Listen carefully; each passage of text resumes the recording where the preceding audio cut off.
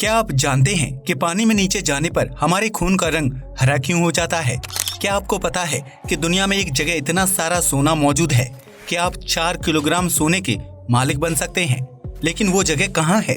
क्या आप दुनिया के सबसे अकेले और अलग पेड़ के बारे में जानते हैं जिसके आसपास मीलों दूर तक कुछ भी मौजूद नहीं है?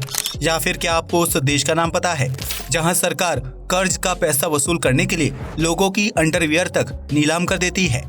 क्या आप जानते हैं कि दुनिया में एक ऐसा युद्ध भी हुआ था जिसे सिर्फ आलू के दम पर जीत लिया गया था? अगर नहीं तो बने रहिए इस वीडियो के साथ। फैक्ट नंबर 1, कई खेलों में प्लेयर को चोट लगने या कोई परेशानी होने की स्थिति में उसके प्रॉक्सी को मैदान में गेम खेलने के लिए भेजा जाता है। प्रॉक्सी उस व्यक्ति को कहा जाता है जो मेन प्लेयर की गैर मौजूदगी में उसकी तरफ से टीम के लिए खेलता है। लेकिन क्या आपने कभी प्रॉक्सी मैरिज के बारे में सुना है, जो अमेरिका के कई राज्यों में काफी ज्यादा प्रचलित है? दरअसल प्रॉक्सी शादी के जरिए कैलिफोर्निया, कोलोराडो, टेक्सास और मोन्टाना जैसे राज्यों में रहने वाले आर्मी के जवानों को खास अधिकार दिया जाता है, जिसके तहत दूल्हा या दुल्हन किसी एक पार्टनर की गैर मौजूदगी में प्रॉक्सी के जरिए शादी की जाती है। इस नियम के तहत अगर दूल्हा किसी जरूरी काम की वजह से अपनी ही शादी में नहीं आ पाया तो वह अपनी जगह पर किसी दोस्त या रिश्तेदार को प्रॉक्सी बनाकर शादी कर सकता है। ठीक इसी प्रकार आर्म फोर्स में काम करने वाली महिला को भी अपनी शादी में किसी और लड़की को प्रॉक्सी बनाकर दुल्हन की जगह पर शादी करने की इजाजत होती है। इतना ही नहीं, कई बार तो इस शादी में दूल्हा और दुल्हन दोनों ही शामिल नहीं हो पाते हैं। ऐसे में दोनों की प्रॉक्सी के जरिए शादी करवाई जाती है और इसे डबल प्रॉक्सी मैरिज कहा जाता है। फैक्ट नंबर 2, आमतौर पर जब किसी इंसान के ऊपर कोई पक्षी या चिड़िया बीट कर देती है तो हर किसी का मुंह बन जाता है। वहीं गाड़ियों पर पक्षियों की बीट से उसका लुक पूरी तरह से खराब हो जाता है। लेकिन रूस के लोग ऐसा बिल्कुल भी नहीं मानते हैं। दरअसल रूस में जब किसी व्यक्ति के ऊपर पक्षी बीट करता है तो यह उसे सौभाग्य यानी गुड लक मानते हैं। इस देश के लोगों का मानना है कि पक्षियों की बीट समृद्धि और कामयाबी की निशानी होती है। इसलिए यहाँ के लोगों पर जब कभी कोई पक्षी बीट करता है तो वह बहुत ज्यादा खुश हो जाते हैं। इतना ही नहीं, अगर रूस में लोगों की कार पर कोई चिड़िया या कबूतर बीट कर दे तो वह उसे साफ भी नहीं करते हैं। उनका मानना है कि ऐसा करने से उनका बनता हुआ काम बिगड़ जाएगा और उन्हें सफलता प्राप्त नहीं होगी। इसलिए रूस में पक्षियों की बीट को गोल्ड से कम नहीं समझा जाता है। फैक्ट नंबर 3, दुनिया की लगभग हर जेल में कैद अपराधी कभी न कभी वहां से भागने की कोशिश करते हैं, जिसके पीछे उनके खुद के निजी कारण होते हैं। लेकिन अगर पुलिस किसी अपराधी को जेल से भागते हुए पकड़ लेती है तो उसकी सजा बढ़ा दी जाती है या फिर उसे कोई नई सजा सुनाई जाती है। लेकिन डेनमार्क में अगर कोई अपराधी जेल से बाहर भागने की कोशिश करता है और पुलिस उसे पकड़ लेती है तो यह किसी भी अपराध की श्रेणी में नहीं आता है। ऐसे में उस व्यक्ति को ना तो कोई अतिरिक्त सजा दी जाती है और ना ही प्रताड़ित किया जाता है, बल्कि उसे पकड़कर दोबारा जेल में डाल दिया जाता है। वहीं अगर कोई अपराधी जेल से भागने में कामयाब हो जाता है तो उसे दोबारा पकड़ने की कोशिश नहीं की जाती है। फैक्ट नंबर 4, यूं तो माना जाता है कि पश्चिमी देश कल्चर और पहनावे के मामले में एशियाई देशों से काफी आगे और एडवांस हैं। लेकिन अगर आप पश्चिमी देशों के नियम कानूनों के बारे में सुनेंगे तो शायद आपकी यह सोच पूरी तरह से बदल जाएगी। भारत में शायद ही किसी महिला को अपने खराब दांत बदलवाने या नकली दांत लगाने के लिए अपने पति की मंजूरी की जरूरत पड़ती होगी, क्योंकि यह एक निजी काम है। लेकिन अमेरिका की वेरमोंट में ऐसा बिल्कुल भी नहीं है। इस शहर में अगर किसी शादीशुदा महिला को अपने दांत बदलवाने होते हैं तो उसे अपने पति की इजाजत लेनी होती है। इतना ही नहीं, महिला को नकली दांत लगवाने के लिए एक पेपर पर पति की लिखित इजाजत के साथ उसके दस्तखत भी लेने होते हैं, जिसे वह डॉक्टर को दिखाती है। वेरमोंट में लिखित पेपर पर पति के साइन देखने के बाद ही डॉक्टर महिला के दांत बदलने या नकली दांत लगाने का काम करता है, वरना डॉक्टर महिला का इलाज करने से साफ मना कर सकता है। दरअसल इस कानून को बनाने की खास वजह यह है कि पति को अपने पत्नी की प्राकृतिक और नकली खूबसूरती के बारे में पता होना चाहिए, ताकि उसे अपनी पत्नी की खूबसूरती के मामले में कोई समझौता ना करना पड़े।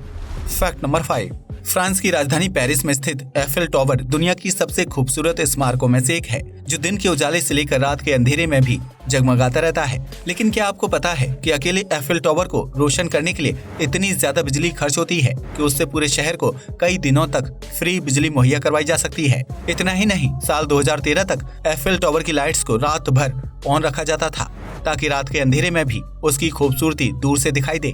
लेकिन एफिल टावर के आसपास रहने वाले लोगों को इस रोशनी से दिक्कत होती थी, क्योंकि खिड़की दरवाजों को पर्दे से कवर करने के बावजूद भी उनके कमरों में बहुत ज्यादा रोशनी हो जाती थी, जिसकी वजह से वह सही से सो नहीं पाते थे।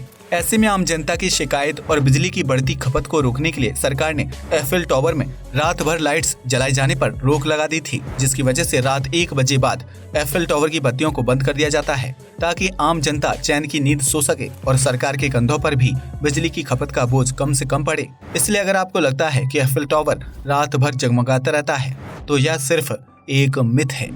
फैक्ट नंबर 6, समुद्र की गहराइयों में गोते लगाना और वहां की रंगीन दुनिया को देखने का शौक आप में से बहुत से लोगों को होगा, लेकिन पानी के अंदर जाने से पहले आपका यह जान लेना बहुत जरूरी है कि वहां पहुंचने पर इंसानी बॉडी में क्या बदलाव आते हैं। अगर आप समुद्र में 30 फीट से ज्यादा गहराई में जाते हैं तो वहां आपके खून का रंग लाल से बदलकर हरा हो जाएगा। ऐसा इसलिए होता है क्योंकि पानी के अंदर 30 फीट की गहराई के बाद लाल लाइट इंसानी शरीर तक नहीं पहुंच पाती है। ऐसे में इंसान के खून का रंग लाल के बजाय हरा दिखने लगता है।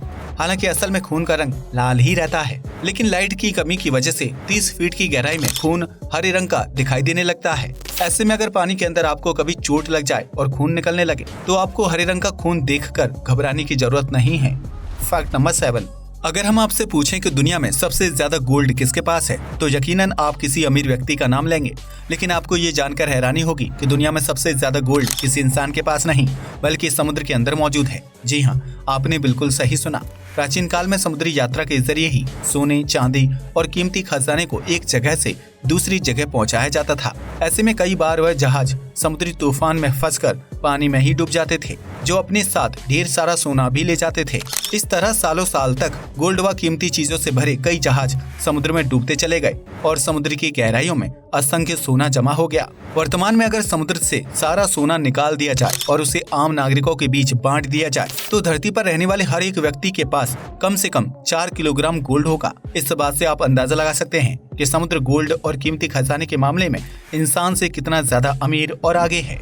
फैक्ट नंबर 8, यूं तो दुनिया भर में कई जंगल और पेड़ पौधे मौजूद हैं जो इंसान और जीव जंतुओं को ऑक्सीजन, फल, फूल और लकड़ी आदि देने का काम करते हैं। हालांकि बीतते समय और शहरों की बढ़ती संख्या की वजह से जंगलों की लगातार कटाई हो रही है, जिसका असर बड़े पैमाने पर देखा जा सकता है। लेकिन क्या आप जानते हैं कि दुनिया में एक ऐसा पेड़ भी मौजूद है जो बिल्कुल अकेला है लेकिन फिर भी अपनी जगह पर जस के तस खड़ा है? अगर नहीं तो हम आपको बता दें कि दुनिया का सबसे अकेला पेड़ सहारा रेगिस्तान में उगा है, जिसके आसपास दूर दूर तक कोई पेड़ या छोटा पौधा भी मौजूद नहीं है। आपको ये जानकर हैरानी होगी कि इस पेड़ के 400 किलोमीटर के एरिया में कोई भी पेड़ या पौधा नहीं है, फिर चाहे आप किसी भी दिशा में चले जाएं। इतना ही नहीं, इस अकेले पेड़ की खोज एक ड्राइवर ने की थी, जिसने शराब के नशे में अपनी गाड़ी को इस पेड़ से टकरा दिया था। उसके बाद जब उसे होश आया तब वह सहारा के रेगिस्तान में तपती धूप में अकेले खड़े उस पेड़ को देखकर हैरान रह गया था और उसने इस पेड़ की तस्वीर क्लिक कर ली, जो सोशल मीडिया पर देखते ही देखते वायरल हो गई।